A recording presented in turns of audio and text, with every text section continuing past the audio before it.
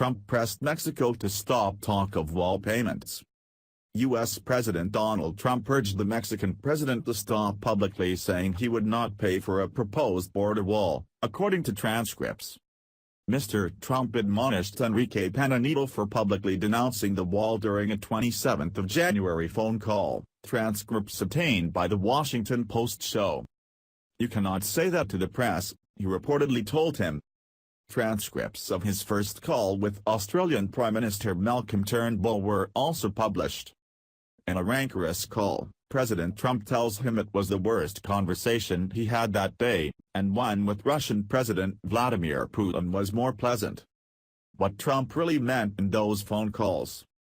Mr. Trump launched his presidential campaign on a promise to build a wall along the U.S. southern border and vowed to make Mexico pay for the project.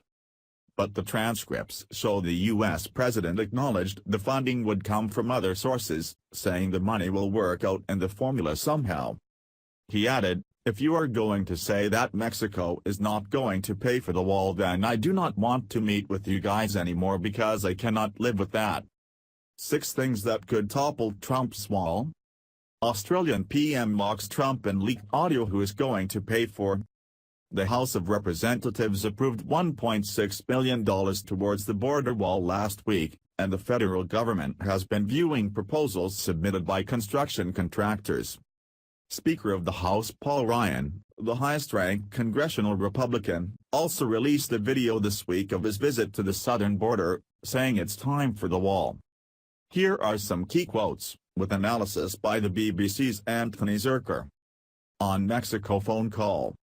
Trump, "I won New Hampshire because New Hampshire is a drug-infested den."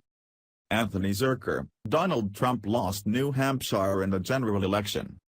But he won its Republican primary last February, which cemented his status as the front-runner for the party's nomination. While he was campaigning there, he acknowledged the state's opiate addiction epidemic. But never in such derogatory terms. Trump, "You have some pretty tough hombres in Mexico that you may need help with, and we are willing to help you with that big league. But they have to be knocked out and you have not done a good job of knocking them out."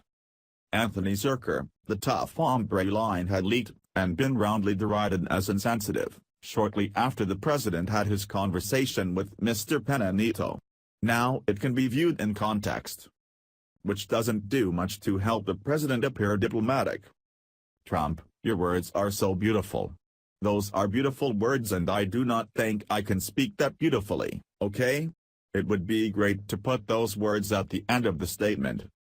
Anthony Zurcher, during the campaign, Mr. Trump once boasted, "I know the best words." Perhaps the president is acknowledging that, in Mr. Pena Nieto, he's finally met his match. On Australia phone call. Trump, "This refugee resettlement deal is going to kill me. I am the world's greatest person that does not want to let people into the country." Anthony Zurcher, Mr. Trump apparently walked into his phone call with Mr. Turnbull with no clear understanding of the details of the refugee resettlement agreement, aside from what somebody told him the day before. Trump, "I guarantee you refugees, are bad. That is why they are in prison right now. They are not going to be wonderful people who go on to work for the local milk people." Anthony Zurcher, the refugees in question were being detained, not imprisoned, a key difference.